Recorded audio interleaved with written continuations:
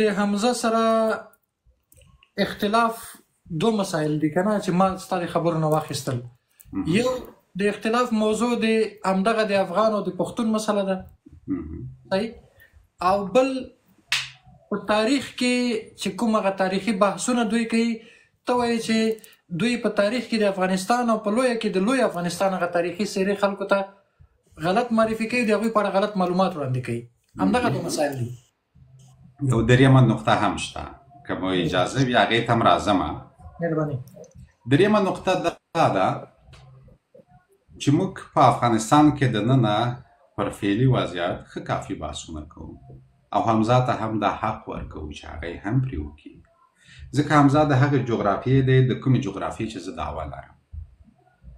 کله چې د هغه جغرافیه دعوه لرم پر هغه جغرافیه چې کوم ملیت میشت دی، ملت نه بلکې ملیت میشت دی، د هغه ملیت